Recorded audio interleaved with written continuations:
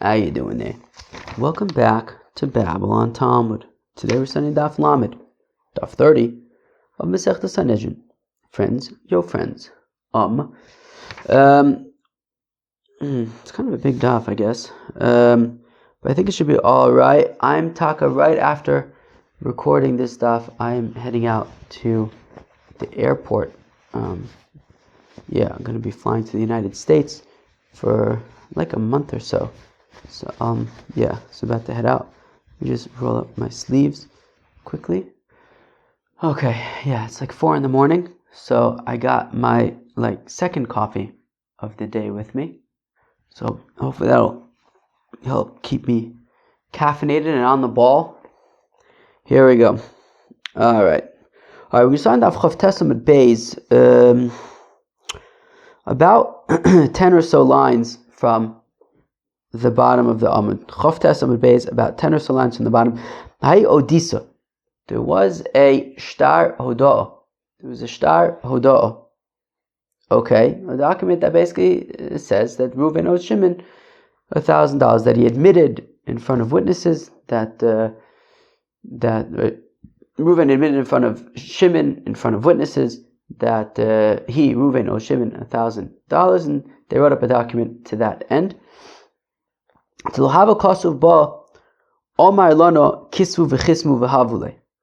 the thing is, it didn't say in the document that Reuven instructed them to write it. So Abai and Rav both say, Hanu de Rish Lakish, what we can rely on what Rish Lakish says, Dam Rish Lakish, Chazokeinu Edom Chosman al Ashtar Elim Kenaisa Gadol. Right, this had to do with Bava Basra, a child selling his father's inheritance, estate. So we assume that in Edom Chosman al Ashtar, that the witnesses would only sign on the document Elim Kenaisa Gadol, unless they would only sign on it if the child was of an appropriate age. And here also, we assume that the witnesses would only sign on the document if they had the authority to do so. If Reuven had intended for this document to be written, Maskefler of Papi, Betemer of Huna, Veda Vishua, Mi'ika Midi. But is it possible that there's something done and low, Yadinon, that we don't know, right? That we, the rabbis, are unaware of this halacha, V'safer de Bedinu Yadeh, and that the scribes of the Bezdin would know, because ultimately it's the scribes of the Bezdin who are writing the documents. So how can we assume that something so detailed, such as a shtar hodah, which already has so many details about when you write it, when you don't write it, and then it doesn't specifically say that it should be written, but it's okay, right? We kind of, rabbis struggle with these, the intricacies of these details. Can we really assume that those writing the documents in the Bezdin are equally familiar and that they're going to not make any mistakes? So ilinu the Sifrei d'Abai v'Yadeh, the Sifrei d'Rav v'Yadeh. So they asked the scribes by the Bezdin of Abaye in the Bezdin of Rava, and they takanu. So it's interesting, right? I feel like, yes, that sometimes happens. You have like the big fancy people, whatever, but like at the end of the day, it's the people on the ground who know, who actually know the practicalities of what's happening. All right, I'm gonna give a shot to this coffee. Cool. Yeah, so all the rabbis were kind of getting bogged down in the details, but the scribes know what they're doing. They have a job to do. They know what they need to know, and they go weiter.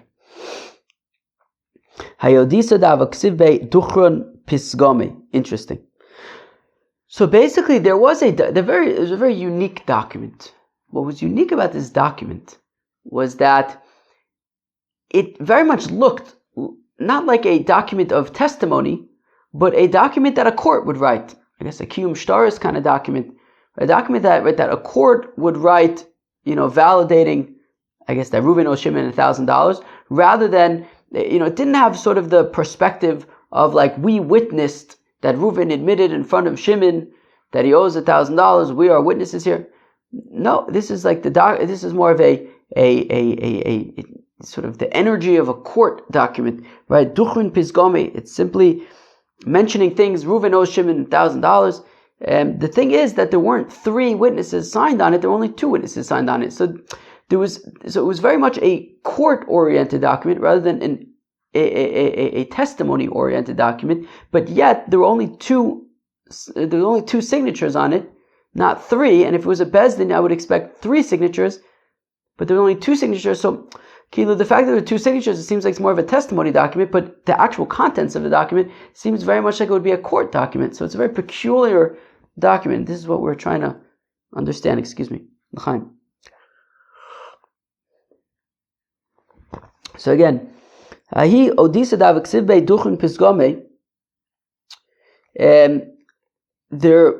was this shtar hodah, but it was very much written as though it was a court document rather than a testimony document, but there were only two witnesses assigned on it, not three witnesses.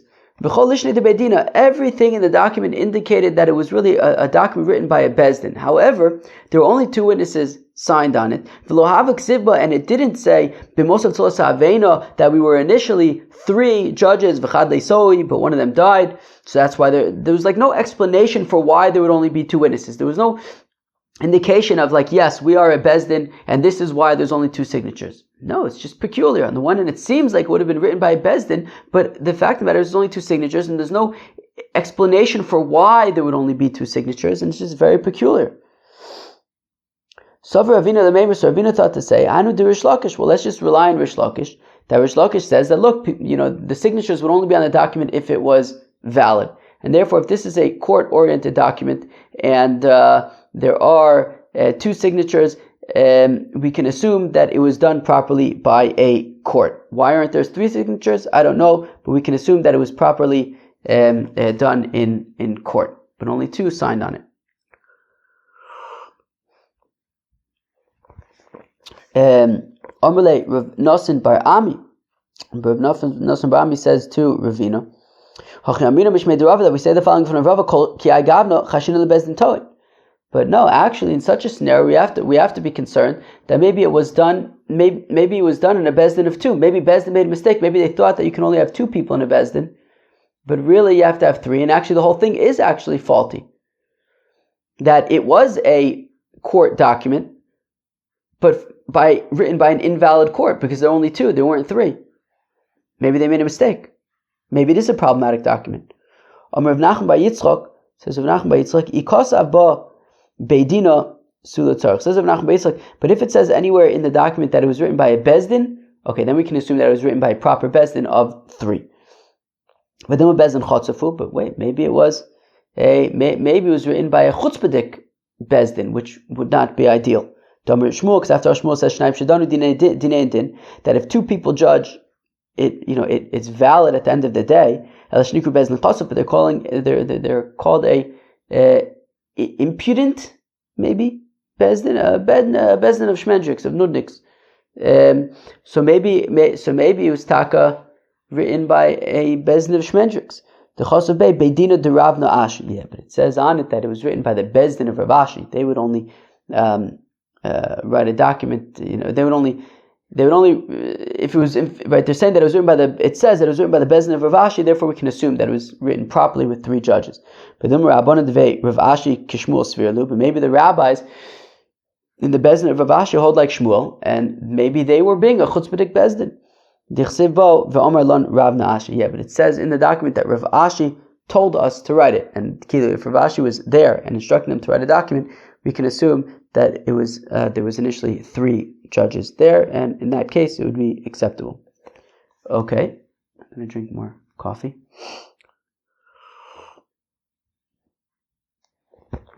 Now, Tanu Rabbanan the rabbis taught,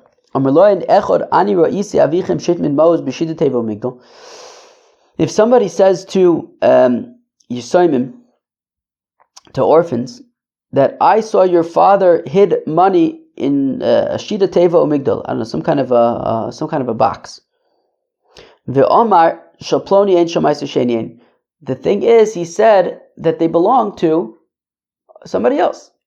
I saw that your father hid away money in some kind of a box or some kind of place. But he had instructed that this money is not his, nor is it his heirs. It belongs to so and so, or it's money that's Meiser Sheni that needs to be brought to Yerushalayim. It can't be spent on whatever you want. Bebayis lo maklum. So if this person who's speaking to the Yisomim says, and this box is in your house, well then we don't believe him because he has no access to their house. Let's go weiter. Basada, if he says, however, that this box is out in the field, a place that he would have access to, Dvar Kayamin, we do believe him. Klal Shadavar, the rule is, Kol Shebiyadu Litlon, if he would have been able to take them himself, Dvar Kayamin. So Kilu, if he's telling the Yisomim that this money belongs to so-and-so, so if that box that he's saying the money is in a field, so he could have technically himself taken it and given it to so-and-so. But he, meaning if he was lying, he could have just taken it himself and done whatever he wanted with it himself, right? But he didn't do that. So then we can trust him. But if it's in the house, if it's in a place where like he had no access to it, and now he's just coming and claiming that, yeah, by the way, there's money in there, but it belongs to so-and-so, then we don't believe him. But if he had the ability to be able to move it himself, and he didn't, and he's telling them that the money's there, but it belongs to so-and-so, then we can believe him. Because if he was lying, he would have just, he could have just done it himself. Why should he kind of go through the headache of kind of telling them and stuff? Okay, this kind of roundabout way. Ein biyadu litlan, but if he's unable to take them lo maklum, then what he says is irrelevant. If you have the Yisomim themselves saw that their father had put money in some kind of a box while he was alive, and he says, Shalplonien, they belong to so and so Meiser Sheni, or they are Meiser Sheni. Im Kimoser Tvav Kayamin. So if he's telling them, if they sense, that he's literally just instructing them, he's telling them, look, here's this money, it belongs to so and so, or it's Meiser Sheni. So he's simply informing them, and we believe him. Im Kimayrim Lo Maklum. But if he's just trying to be weird about it, he's putting away the money, he's saying, look, this isn't really my money, but maybe he just was saying that so that they wouldn't take the money while he was alive. But I guess that there was a vibe that really it is his money. Well then, they can have the money after he dies. If there was a person that was feeling all down because he knows that his father left money, but he has no clue where that money is, and then the one in charge of dreams, some kind of angel in charge of dreams, comes to him in a dream, and he says to him in the dream, Kach v'kachem, look, buddy, this is how much money your father left for you, b'makom ploni hein, and they are in such and such a place. Shal meiser sheni, but sorry, they're meiser sheni. Zaya Maisa, this taka once happened. V'amud devir chalamus l'malav l'muridin. Says, look, we're not gonna. The things that happen in a dream are not a non-authoritative, and therefore, Kilu, if you go and find that in fact there is money in the place that he told you it is, help yourself. The fact that he says it's Meiser Sheni, that don't worry about that. You can help yourself. We're not gonna. The fact that he said that somebody in your dream informed you that the money is Meiser Sheni is non-authoritative. The fact that the money happens to be there, great, you can keep it. More coffee.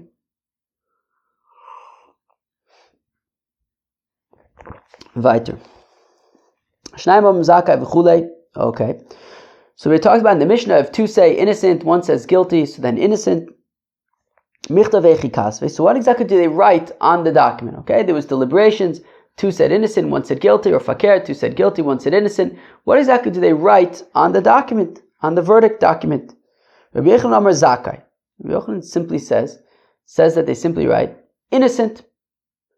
Doesn't matter whether three said innocent and none said guilty, whether two said innocent and one said guilty. It's simply innocent. Mazel tov. Whereas Rish Lakish says, we go into the details. Look, the three judges, Reuven, Shimon, and Levi. Reuven and Shimon said innocent, and Levi said guilty.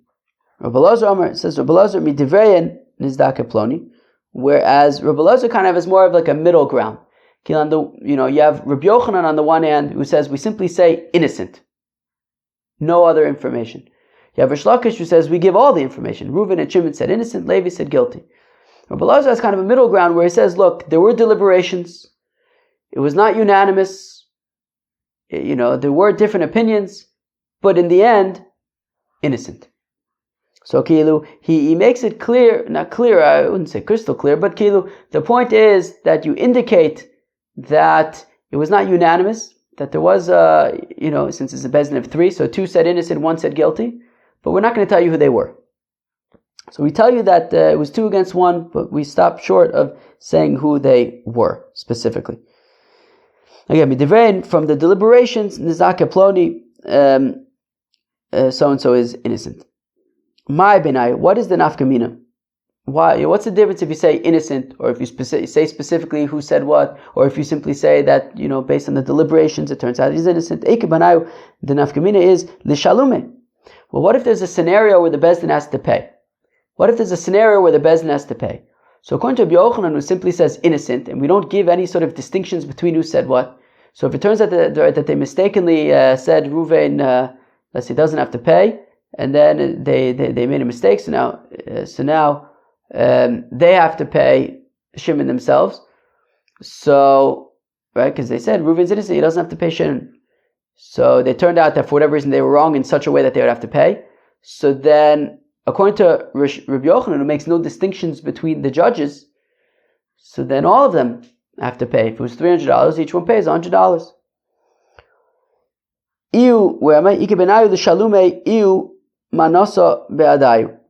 Does Levi, does Levi, who said guilty, right? Levi had initially said that Reuven does have to pay Shimon.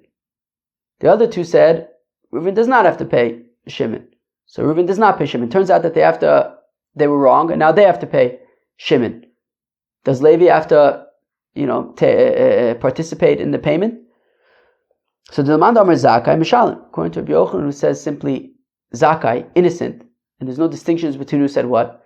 So the Beis Din ruled that Reuven is innocent, that Reuven does not need to pay, let's say, $300. So when it turns out that they have to if it turns out that they have to pay, the Beis Din has to pay. So if you simply said Zakai, innocent, that represented the position of the Beis Din as a whole, so the Beis Din as a whole needs to pay Shimon, and Levi would participate as well.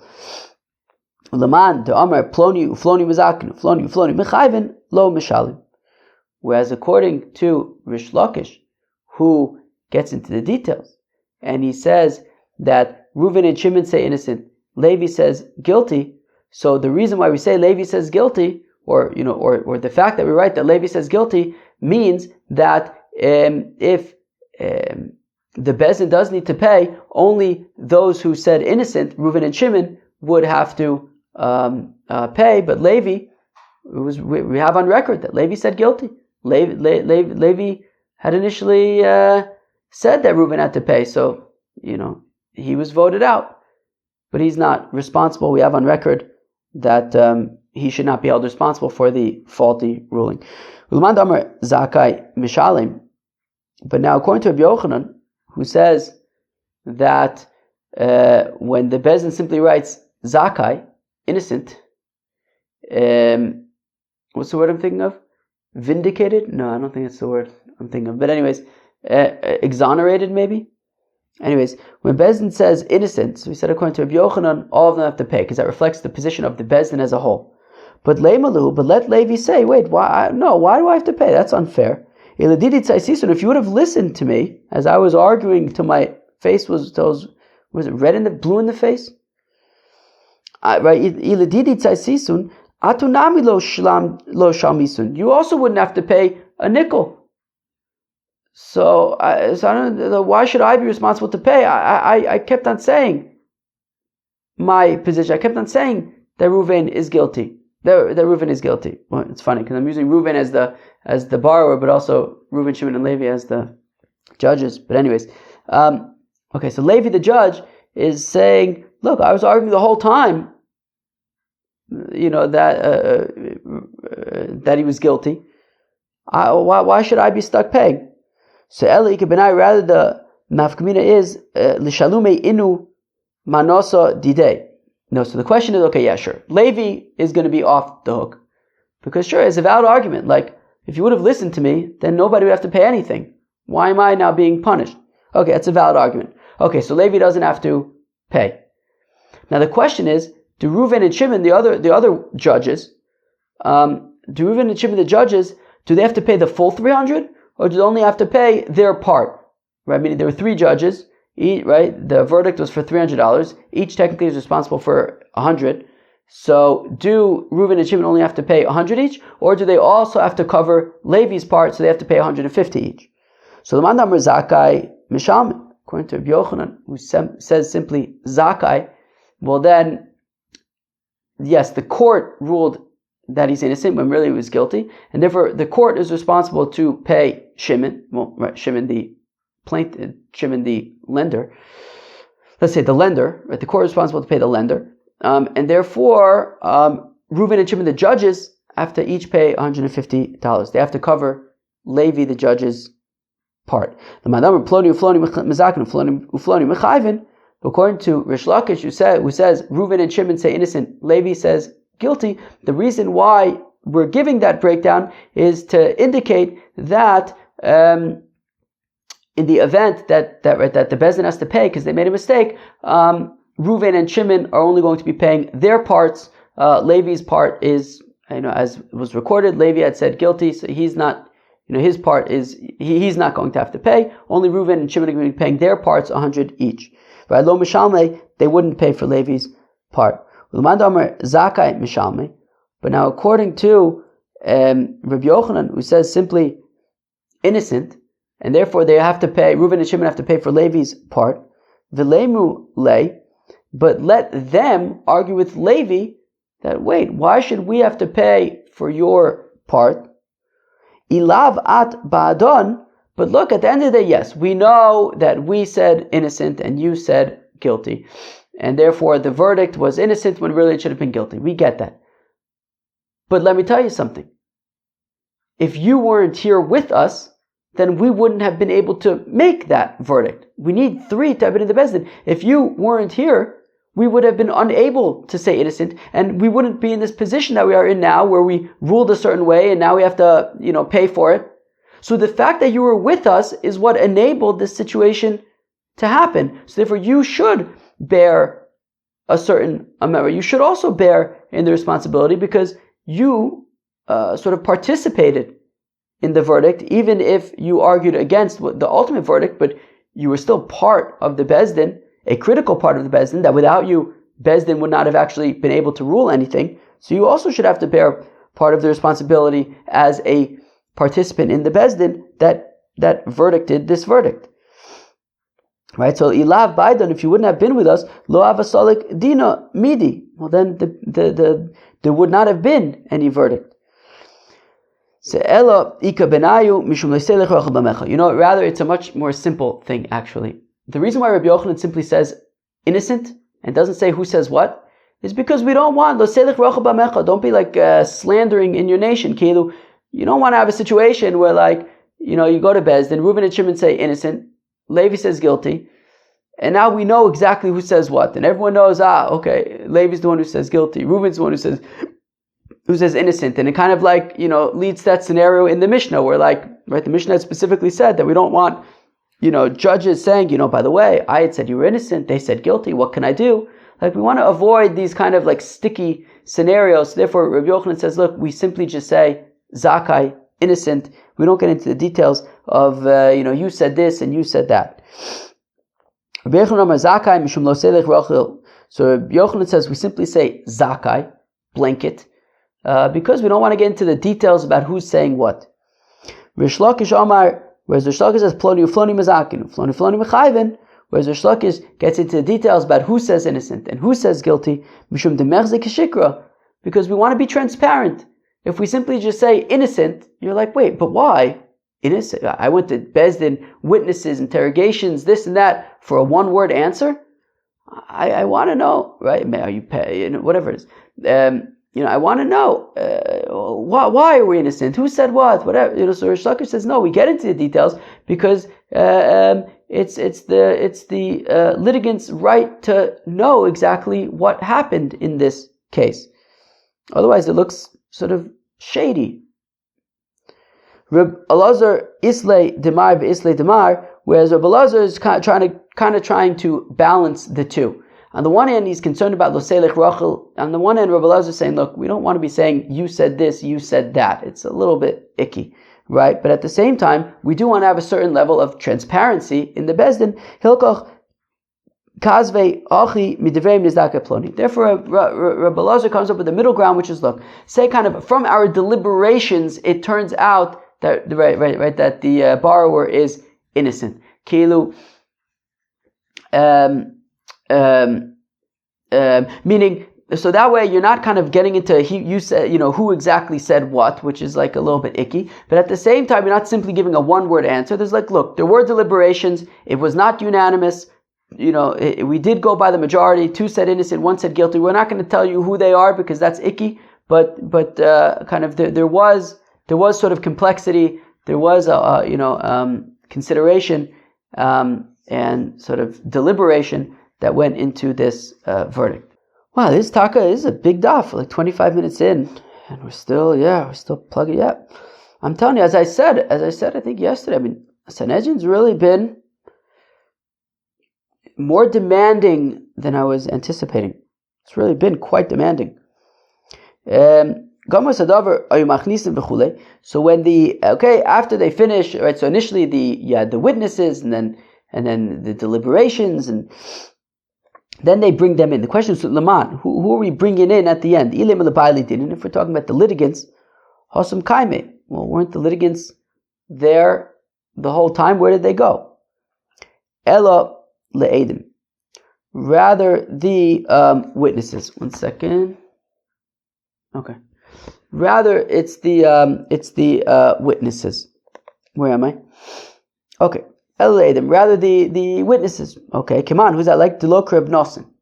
It's not like Reb Nosson, because as we're going to see in a second, Reb Nosson says be'etzim that you can have one witness testify today and the other witness testify tomorrow. So they don't necessarily both have to be there at the end of the verdict. So the fact that, if we say that at the end we bring in the witnesses, so then that assumes that both witnesses are there at the end. According to Reb Nosson, one of them could have testified yesterday and went home. He's not there. So we've seen this before. Where's the last time we saw this? In Baba Basra. No, but we must have seen it more recently than that. Anyways. That their testimony can only join together. Baba Basra Kuf Samachay. Yeah, that sounds more like it. Anyways, according to Tanakama, the witnesses' testimony, right, they can only testify as a pair if they both saw the same thing. Both witnesses are saying, we were there, Reuven borrowed $1,000 from Shimon, we saw the same transaction, same day, same dime, same everything. Whereas Rabbi Yeshua ben Karcha disagrees and says, no, you can even have Reuven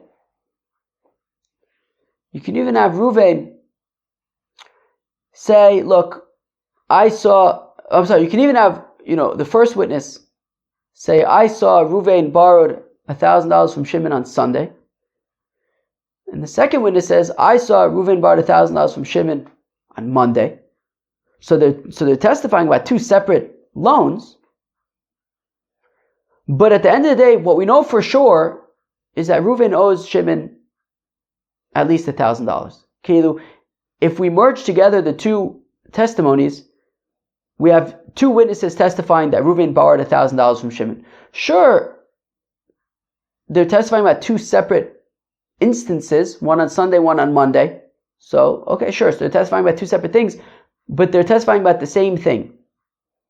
Which, right, they're both saying the same thing, which is Reuven borrowed $1,000 from Shimon. Sure, maybe you owe Shimon $2,000, well, we don't have witnesses about each of the transactions, but we have witnesses about each individual transaction, and if we bring them together, we know that Reuven owes Shimon $1,000. We basically have two witnesses testifying that Reuven owes Shimon $1,000. So we can know that. We can know that.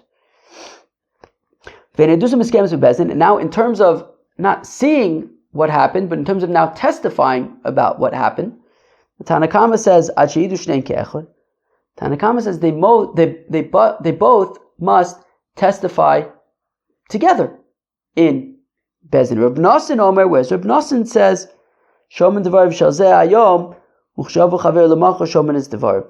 So Reb Nosson says, you can hear witness number one, you can hear his testimony today, and the testimony of witness number two tomorrow. And that is completely fine. So let us say that, right, so if we say that we're bringing in the witnesses at the end of the case, so that assumes that the witnesses are both there at the end of the case. Unlike Reb Nosson, however, who says that you can have one testify today, the other one testify tomorrow. So the guy, or maybe yesterday, one today. So the guy from yesterday is gone already. He's not here right now. Okay, but really, actually, we're not talking about the witnesses being called in at the end, because maybe it is like Reb Nosson. Maybe the witnesses are not both there right now. We're talking about calling in the litigants. But didn't we say that the litigants were there the whole time? No. From Nechemia, it's like Reb Nechemia, the Tana, the Beluna Bryce, Reb Nechemia, Yomi says, Reb Nechemia, Kachaya minig, Shanaki Adaz B'Yushalayim. The following was the minig of the clean-minded people in Jerusalem. Machnisin leba'alei dinin. They would bring in the litigants into Bezdin, V'shom Devayin, and hear what the litigants have to say. Umachnisin esa'edim. Then they would bring in the witnesses.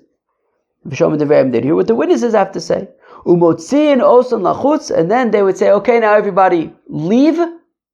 V'nosnin badavar. And then the Bezdin, would deliberate amongst themselves, and then at the end they would call back in the litigants and offer the verdict. So it is in fact talking about calling back in the litigants. But one second, we have a brayso that says, Gomer Sadavar, when they're done, Machnisin es ha'edim, they bring in the witnesses. Okay, Ayidul Reb Nosson. Clearly that brayso then is not like Reb Nosson, because Reb Nosson would say that the witnesses aren't necessarily there at the end because one of them could have testified yesterday and went home. Gufo, we said earlier, we had said earlier that according to the Tanakama, both witnesses need to see the same exact transaction. Reuven borrowing $1,000 from Shimon on a particular date at a particular time, and they both saw the same activity. Rabbi Shimon Karcha Omer says, Rabbi Shimon Karcha says, no. You can have witness number one seeing Reuven borrow $1,000 from Shimon on Sunday, and witness number two saying that he saw the same thing but on Monday. So two separate loans, and they could join together as basically two witnesses saying that Reuven owes Shimon $1,000. That's fine. So my comment, what's the machlokas? Yibai say makrav, yibai say misvar. I could say that they argue about a pasuk. I can also say that they simply argue about logic. Yibai say misvar. What's the logic? Amaned de komisayid hai, loka misayid hai. Umaned de komisayid hai, loka misayid hai. Well, the Tanakama is simply saying, logically, that the two witnesses are testifying about two separate things, and therefore, two witnesses need to be witnessing the same exact thing and testifying about the same, that they both saw the same thing. You can't have one witness testifying about this and another witness testifying about that and saying, okay, they can join together. No, you have to have two witnesses testifying about one thing. The idach, whereas Rabbi Shimon Karcha says, yeah, but at the end of the day, amona be'alma tavayu komisayde. But at the end of the day, if you kind of abstract what they're saying, they're both saying the same thing. You have two witnesses saying that Reuven owes Shimon $1,000. That we know. We're not going to say $2,000, but $1,000 that we know and that we can rely on. V'bai sema, alternatively, kra. I could bring you a verse. The Pasuk says, "V'hu aid," that he's a witness, or ra'a, or yada, or he saw, or he knew. V'tani, we learn in a brayso, we mashmash nemar lo yakum aid. Right? We have another pasuk that says lo yakum aid echad ba'ish. So from the fact that it says already lo yakum aid enir de'eshu echad, we've seen this before. From the fact that it says aid, witness, so witness is singular. So don't we already know that we're talking about one witness? Why do you have to say aid echad? That seems redundant. One witness. Just say lo yakum aid. And I know, memela, aid is singular. It doesn't say aidim, it says aid. So matam lomer echad, so why then does it say echad if it's redundant? Zebana of, well, this is basically setting a precedent that kol makom shnemer aid, hare kan shnaim. That actually by default, in any place where it says aid, it actually means two witnesses. Unless it says echad. If it says aid echad, it means one witness. If it simply says aid, it means two witnesses. And therefore, when it says v'hu aid or ra or yada, that means aid is two witnesses. And the Torah says v'hu aid or ra or yada, and even though it's two witnesses, it says one witness lemema to say, meaning it says aid even though it's a singular, even though it's a reference to two, lemema to say adchazu tavayu kechad, that they have to both see. They have to both see. 1 second. Yeah, right. Exactly.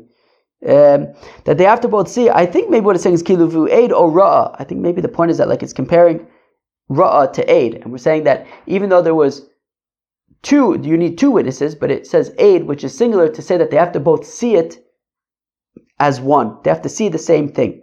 Ve'idach, whereas Rabbi Shimon Karcha says vu aid or ra'ah or yada mikol makom.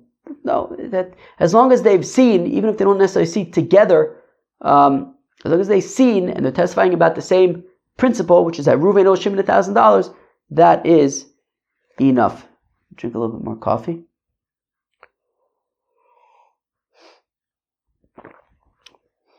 Okay. Okay, then we had said that in terms of actually testifying, Tanakama says that Tanakama says that the two witnesses have to testify together in Bezdin. Whereas Reb Nosson says we can hear one witness's testimony today and the other witness's testimony tomorrow. Again, Tanakama says they have to testify together. Reb Nosson says they can testify in different days. That's fine. They don't have to be together. But my kamifika, what's the machlokas? You buy same asfar, you buy same akra. Again, I could say that they argue about right? They argue logically, or I could say that they argue based on verses. You buy same asfara. I could say that it's logic, which would be my savar eid echod ki asi lishvua asi. According to Tanakama, look. Generally, of course, we know that you need two witnesses. One witness can only be mechayev a shvua. Well, if you have one witness, you can make somebody swear based on the testimony of one witness. But in order to actually give proper testimony for mamonis, you have to have two witnesses. So therefore, you can't. If you have one witness today, one witness tomorrow, you don't have testimony about mamonis. You have two separate testimonies that can only go as far as a shvua, but they can't actually testify about mamonis. Mamonu lo asi. They can't testify about mamonis. Therefore, they have to testify together if they're testifying about mamonis. Otherwise, you have two separate one-person testimonies which can't get you further than a shvua. V'idach, whereas Reb Nosson argues, atuki asu b'adei b'chad puma kamasadei, whereas Reb Nosson argues that but even if they come to testify together, they're not both talking over each other. No, you have one witness gives his testimony, the other witness gives his testimony. So even if they testify together on the same day, they're not literally talking over each other. There's going to be one, then there's going to be the other. What's the difference if the space between them is within 1 day or if it's within 2 days? They're still, technically speaking, talking separately. Right? When they come together, are they speaking out of one mouth? No. They're speaking out of two mouths at two separate times. But we join them together after the fact.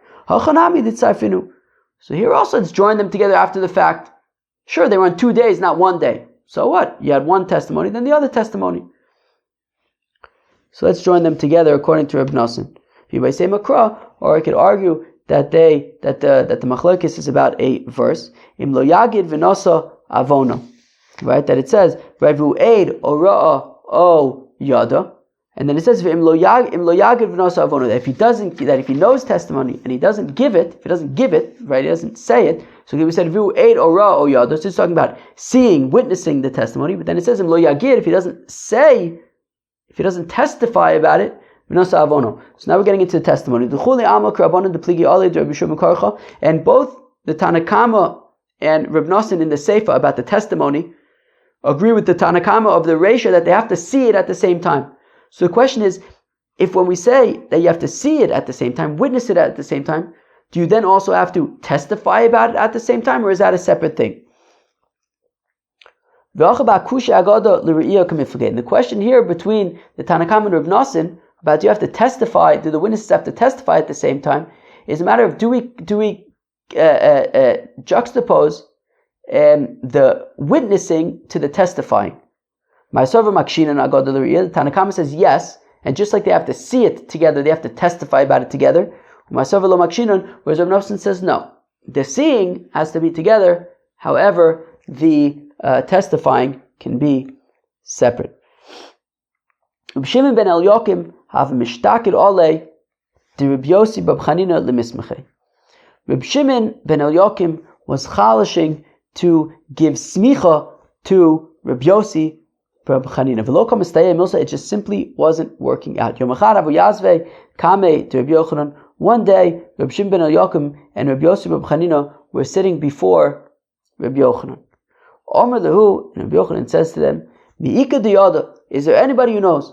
Halacha ke Reb Yeshua ben Karcha olo. Is the halacha like Reb Yeshua ben Karcha or not? Do they need to witness what they see together?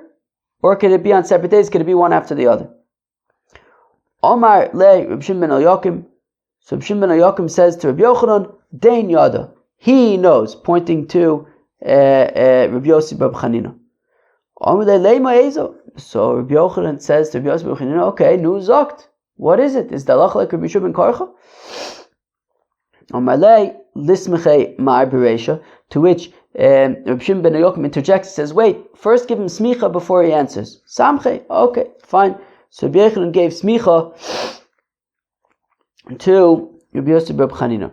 Amalei b'ni emerli keitzad shamat, and now Reb Yochanan says no. So Reb Yossi ben Chanina zokt.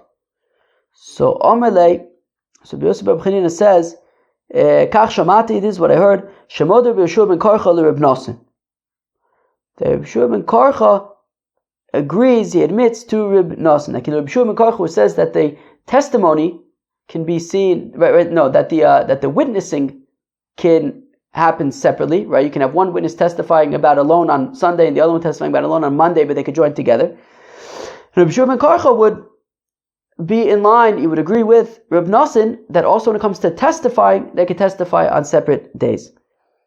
Omar, Reb Yochanan says, Loze utzrachti, this is what I needed to hear? That's obvious. Hashta uma ikar re'iyah v'adei adadi Reb Yeshua ben Karcha lo be'inon.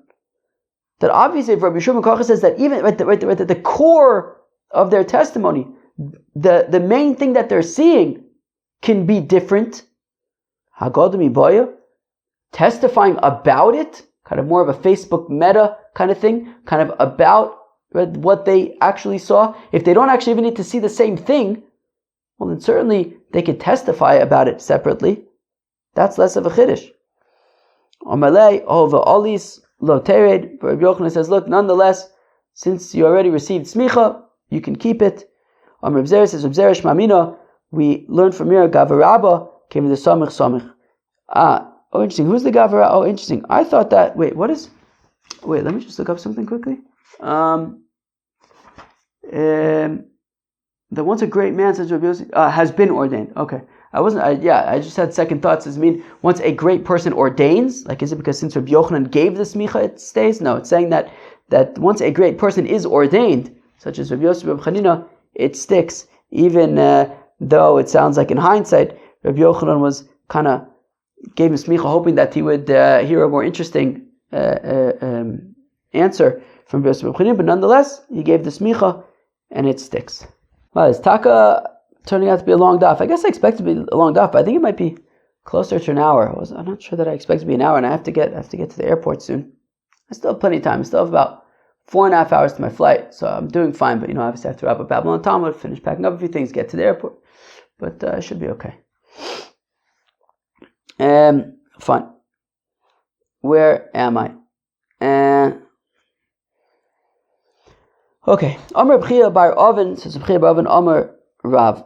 Says B'chia bar Oven, Amar Rav, Alachak Rabbi Shimon Karcha, that the Alachas Rabbi Shimon, like Rabbi Shimon Karcha, that the witnesses can see two separate things. Bein b'karkos, bein b'metaltlin. Whether we're talking about property or movable objects. Now, the difference between karkos and movable objects, of course, is that karka, we know that they're testifying about the same thing, right? So, if you have one witness who says, on Sunday, Reuven admitted to Shimon that this property belongs to him, to Shimon, and then the other witness says the first witness says on Sunday, the second witness says on Monday, he saw Reuven say to Shimon that the property is his. Well, you basically have two witnesses testifying about the same property, that's for sure, it's the same property, right? The property is not going anywhere. When it comes to metaltlin, for example, money, well then it could literally be two completely separate loans, and yet, Reb Chia bar Oven says in the name of Rab, halacha Rabbi Yeshua ben Karcha, that halacha is like Rabbi Yeshua ben Karcha, bein b'kakos, bein b'metaltlin. Whether it's for property, which even though they're talking about two separate hodaos, two separate admittances on two separate days, but it's the same property for sure, or whether it's talking about metaltlin, even right like money, like a loan, where it could literally be two separate loans. We still, the halacha is like Rabbi Yeshua ben Karcha. Ula Amar says, Ula, halacha Rabbi Yeshua ben Karcha, that the halacha is like Rabbi Yeshua ben Karcha, bekarkos, only by property, where ultimately you have two witnesses testifying about the same property. Aval lo b'metaltlin, but not by metaltlin, because they could be talking about two separate loans, and that's not okay. Amalei Abaye, halacha mechlal de pligi, but Abaye says, but Abaye asks, he says,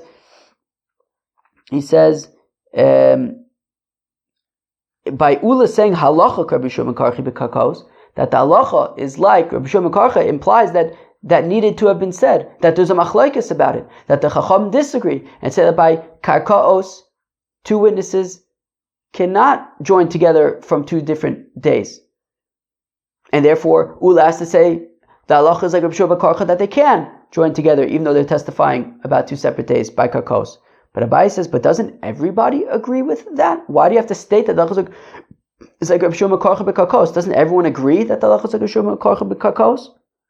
V'amar b'Abba, Amar Funa, Amar Rav, Modim Chacham Rabbi Yeshua ben Karcha, that the Chacham agree with Rabbi Yeshua ben Karcha. They admit to Rabbi Yeshua ben Karcha be'edus karka when it comes to property. Since at the end of the day, sure, this witness is testifying about Sunday, and this witness is testifying about Monday, but they're both testifying that Reuven says to Shimon that this property is yours, and they're obviously talking about the same property because the property isn't going anywhere. Vitani Rav Idi bar Oven, Rav Idi bar Oven taught B'nezikin Devei Karna by the brises of Nezikin of Karna. Modin Chacham Rabbi Yeshua ben Karcha, that the Chacham admit to Rabbi Yeshua ben Karcha be'edus bechor. When it comes to the testimony about a bechor, right? So, for example, if you have one witness testifying about that an animal, that a bechor has this mum, and another witness is testifying about the same animal that has a different mum, so the two witnesses can join together because they're both be'etzim testifying that the witness that the animal has a mum. Uvedus karka, or as we just are talking about edus karka, you can have this witness testifying today, the other one testifying tomorrow. Uvedus chazaka, right? You can have one witness saying that Reuven was on the property for the first 3 years of Shemitah, and another witness saying that he was there for the last 3 years of Shemitah. Again, you have two witnesses testifying that he was there for 3 years. And similarly for a boy and for a girl, we're going to explain what that means in a minute. So the Gemara answers, 1 second. Abaye says, Ula, how can you say that the halacha is like Rabbi Yeshua ben Karcha by karkos, implying that the Chacham would argue? But Rav Idi bar Oven and Reb Abba say that everybody agrees by karkos that the halacha is like Rabbi Yeshua ben Karcha. So we say Gavra Karamis. Ula, what are you asking a question on Ula from Reb Abba and Ravidi Bar Oven, they argue. Ula says that there is a machlokas on the matter of if the halacha is like a b'shur mekorcha by karka, and Ravidi Bar Oven / Reb Abba say there's no machlokas. But okay, but they can agree to disagree. Mar Sovar Plige, Ula says that there is a machlokas about whether or not we're passing like a b'shur mekorcha by karkos. Mar Sovar Lo Plige, whereas Rav Ida Bar Oven and Reb Abba say there is no such machlokas, and everybody agrees that the halacha is like a b'shur mekorcha by karkos. And what does it mean? And similarly, by a boy and by a girl, if we're talking about echad omer achas begaba vechad omer achas bekreisa, if we say, well, that you have two witnesses, I think it's basically testifying about if a girl, or maybe a boy, I guess, has reached puberty, and they're testifying about pubic hairs, and you have one witness testifying about a pubic hair on the front of their pubic area, and the other one's testifying about one pubic hair on the back of the pubic area. So you basically have one witness testifying about one hair and another witness testifying about another hair. Well, then haichatzi dover, it's half of a thing, right? You need two hairs, and they're each only testifying about one hair. V'chatzi edos, and also half of a testimony, because you need two witnesses, but you only have one witness at a time. So you have one witness testifying about one hair, another witness testifying about another hair. Each one, right? You have basically half testimony and half what they're testifying about, so that doesn't work. Rather,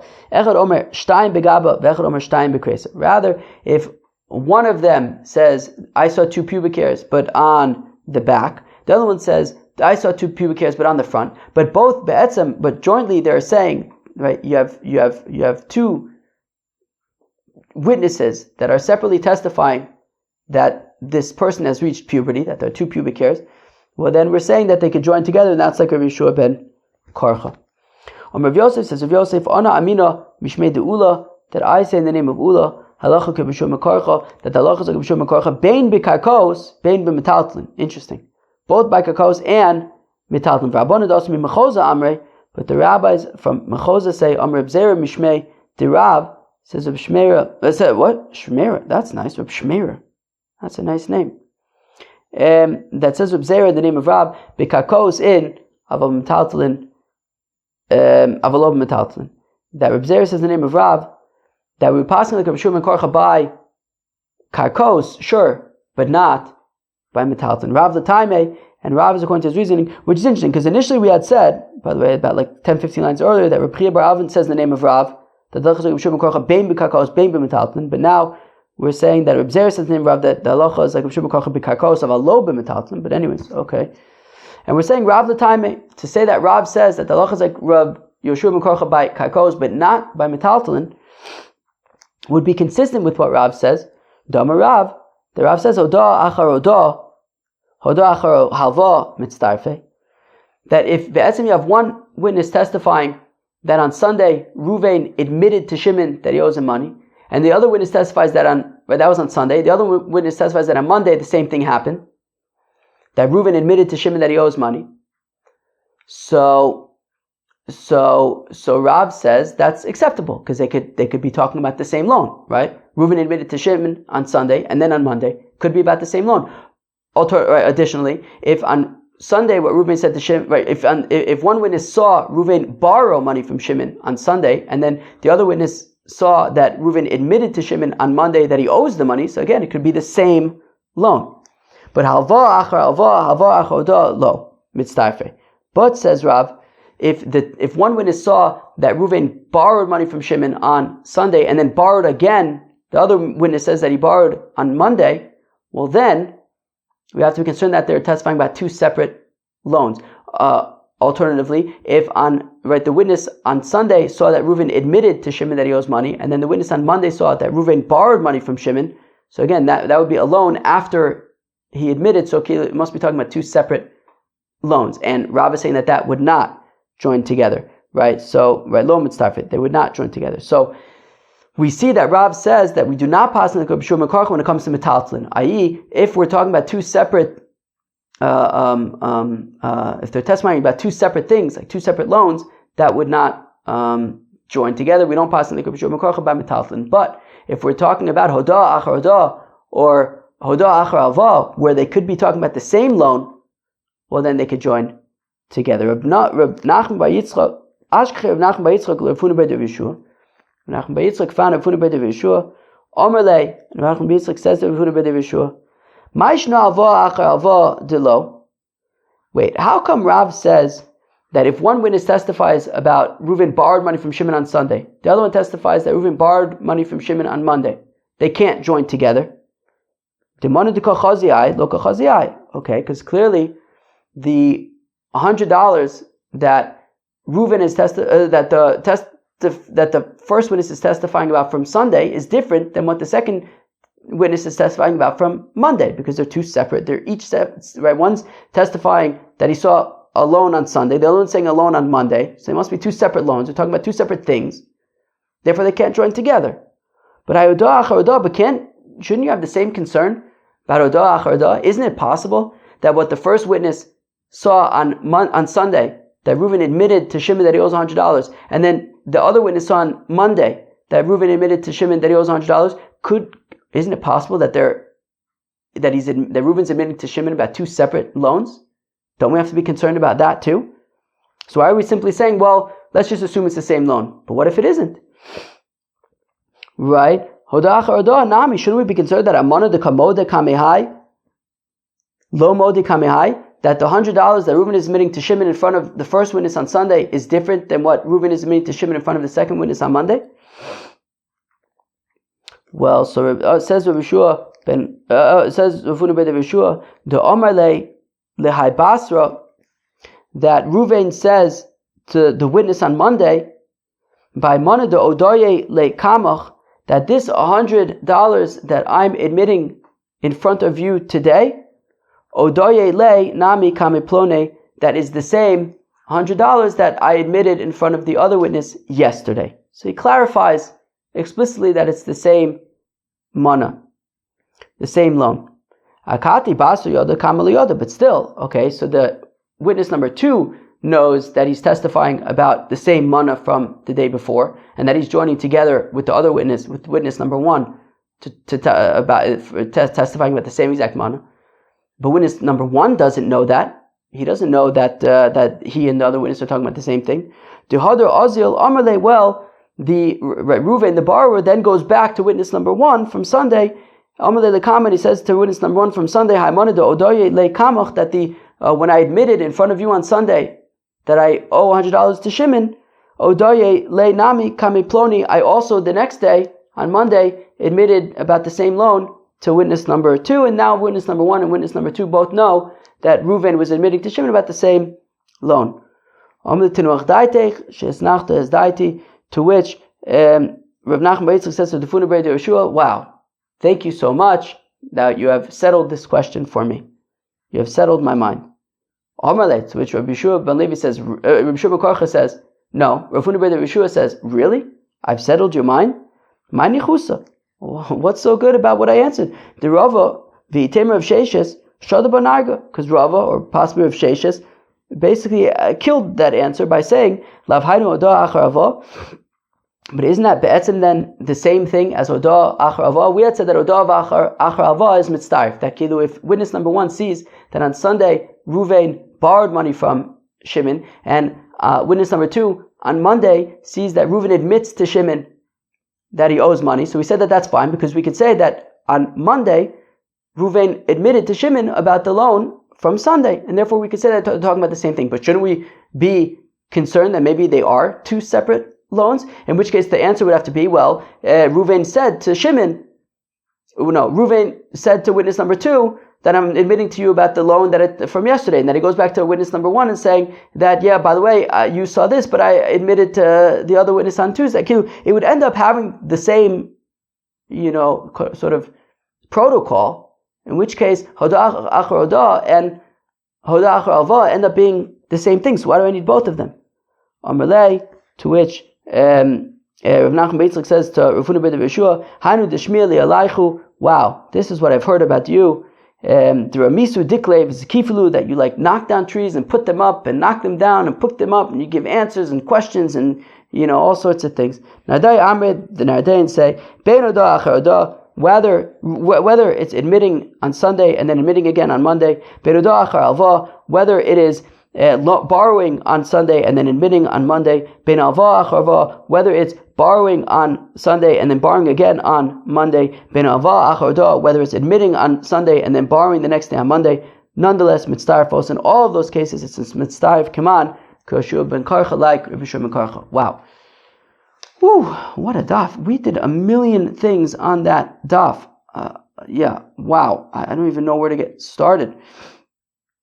We're talking about initially, looking at documents and figuring out if they're valid, if they look like Bezdin, but only have 2 witnesses sign them, all sorts of things like that. And then if you have somebody admitting that he owes money, he's telling his kids, do we believe him? Do we not believe him? We talked about how exactly do we write the verdict? Do we simply say innocent? Do we say who says what? Do we say Rabbi Yochanan says innocent? Rabbi Shlaka says who says what? Rabbi Elazar says something in the middle that we just kind of said there were deliberations, and it turned out that he's innocent. We talked about we saw the machlokes in Tanakama and Yeshua ben Karcha about, do you actually have to testify about seeing the same thing? Tanakama says yes. Rabbi Yeshua ben Karcha says no. Do they have to actually testify together? Tanakama says yes. Rabbi Nosson says no.